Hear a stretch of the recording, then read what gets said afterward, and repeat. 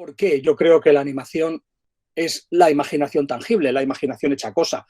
Podemos discutir muchísimo sobre esto y podríamos decir que en realidad todo el cine es animación tangible, obviamente lo es, pero en el caso de la animación, como decía Antonio en la cita, es evidente la mediación de la mano de un animador, ¿no? Es decir, es la idea hecha cosa a partir de un trabajo físico de una persona o de un equipo de personas en concreto. La idea de que no haya un profílmico, sino que la animación sea imaginación hecha cosa inmediatamente, es lo que me parece estimulante, ¿no?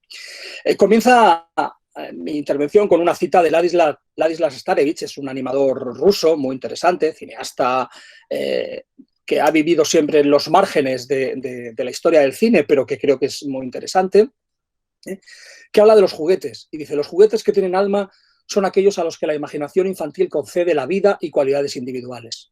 El ciclo de esta vida es la participación de los juguetes en los juegos inventados por el niño. Por tanto, el juguete, digamos que adquiere vida cuando participa en el juego inventado por el niño. Su muerte es el intervalo entre los juegos. Esta vida tan hermosa, pero fantasiosa y real, al no existir más que en la imaginación, no es visible. El cine, aquí es donde Starevich conecta cine y juguete, al poder cerrar los ojos sobre la causa y abrirlos solo sobre el efecto, hace visibles los sueños de la imaginación. Mi trabajo sobre animación siempre ha estado sometido, digamos, a dos enunciados. Uno era los sueños de la imaginación y el otro es la imaginación tangible. La imaginación tangible viene de una segunda cita que Steven Spielberg, un cineasta conocido por todo el mundo, aunque no sé si ya lo conoce tanto la generación que formáis los estudiantes jóvenes, ¿no? Los que para vosotros Spielberg probablemente es ya solo un dinosaurio, ¿no? Pero nunca mejor dicho, ¿eh? Pero Spielberg es un tipo realmente importante, ¿no? Y él dijo en una cita en un American Film Institute ya hace muchos años, dijo que todos los directores deberían ser animadores primero, porque realmente puedes tomar la imaginación y convertirla en algo tangible, algo que puedes sostener en tu mano y decir: ¿puedes ver esto? Bueno, yo puedo verlo. Y entonces haces que ocurra. Esta idea me la dio Spielberg, la idea de un animador es un visionario, sobre todo, que es capaz de ver algo y de darle vida. Insisto, podemos decir que todos los cineastas lo son, y evidentemente todos los cineastas lo son, pero en cualquier caso es interesante ver que eso es privativo de la animación. El cine hace visibles los sueños de la imaginación, dijo Starevich, y Spielberg dijo que la animación hace la imaginación tangible.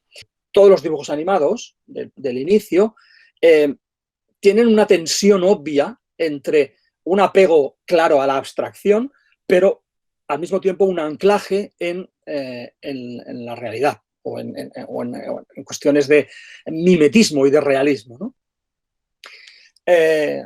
Bueno, aquí hay tres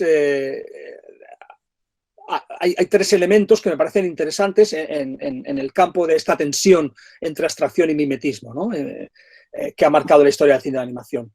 Hay tres relaciones complejas, y no siempre son satisfactorias, pero a mí me parece muy interesante. Esas tres relaciones son la introducción directa de la imagen real.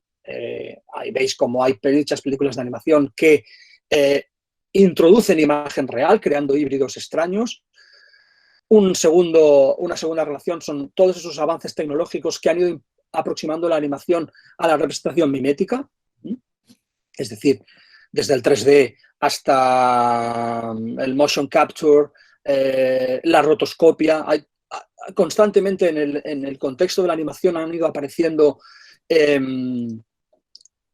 tecnologías que han impulsado a la animación a ser cada vez más mimética, un poco en contra de su naturaleza, Por eso hablaba antes de relaciones a veces conflictivas.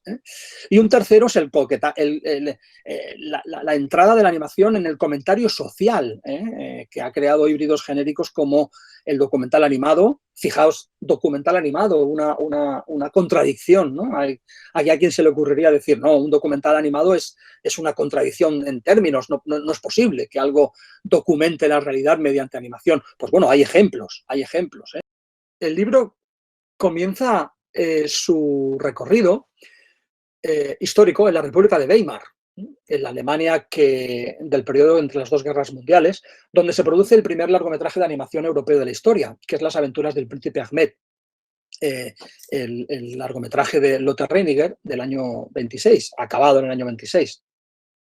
Lotte Reiniger es una artista alemana que desarrolla toda una nueva técnica para aplicarla en su largometraje y que luego se convierte en la gran pionera y la gran artista de esta técnica. No son dibujos animados lo que hace Lotte Reiniger, sino que son siluetas recortadas y proyectadas. Es digamos, la combinación entre la animación stop motion, es decir, la animación imagen a imagen, por tanto, creando el movimiento entre cada fotograma y las sombras chinescas.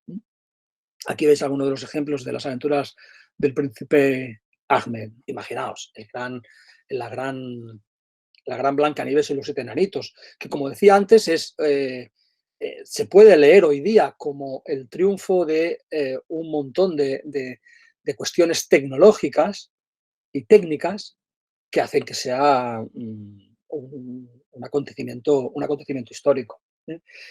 No son menores, por ejemplo, la unión de música. Es un musical, como sabéis, Blancanieves y los 7 enanitos, y a partir de entonces casi todas las películas Disney son musicales, es decir, la música forma parte de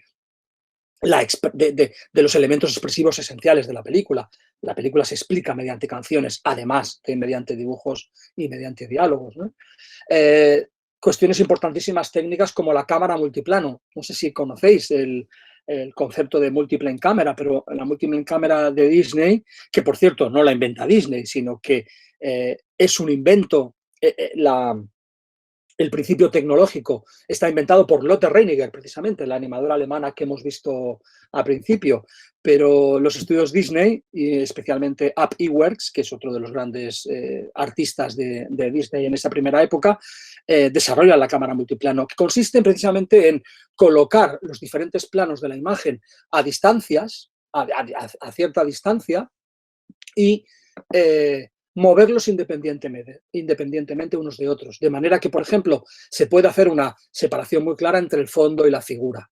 De ese modo, se pueden, estoy intentando explicarlo de una manera muy breve, porque la explicación, hay un documental en internet muy bonito en el que el propio Disney explica el principio técnico de la multiplane cámara que realmente vale la pena ver, que es pues precisamente eso, ¿no? El mover digamos, no hacer el zoom sobre la imagen para acercarlo, sino hacer el zoom sobre una parte de la imagen. De manera que, por ejemplo, un fondo lejano puede permanecer invariable mientras nos acercamos a la luna. No tiene por qué cambiar de tamaño cuando nos acercamos a un primer plano de Blancanieves, cosa que si estuvieran en el mismo dibujo, al hacer zoom sobre la cara de Blancanieves, veríamos cómo la luna también crece de tamaño. En este caso, el situar la imagen en distintos planos, se puede trabajar cada uno de ellos por separado. Básicamente es eso, ¿no? Dos hitos de la animación checoslovaca, como son una invención diabólica de Karel Zeman. Karel Zeman es un personaje interesantísimo que hace cosas como esta, es decir, usando de una manera brillante el collage, la unión de elementos provenientes de distintas fuentes, la imagen real, una estética muy cercana al grabado, de Gustave Doré y artistas así. Aquí veis, se acerca a los mundos de Julio Verne de una manera bastante interesante. Hay una película que no tuvo en su momento mucho éxito, pero que pudimos ver en el Festival de Sitges y que luego tiene cierto culto, que es Renaissance, ¿no? Una película de Christian Bollman, francesa, del año 2006, que inaugura un nuevo tipo de tratamiento de la imagen animada que resulta bastante interesante.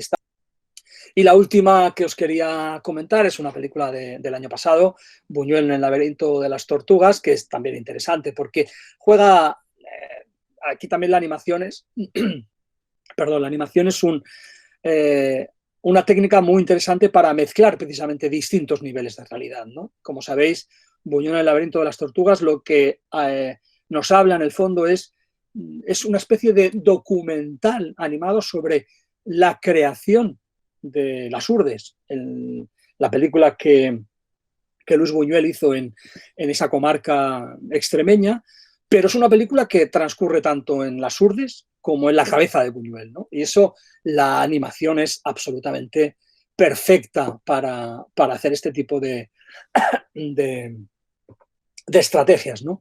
¿Cómo podemos hacer un documental sobre lo que le pasaba a Buñuel por la cabeza mientras y por lo que Buñuel sentía mientras rodaba en las Urdes? Pues mediante la animación, ¿no?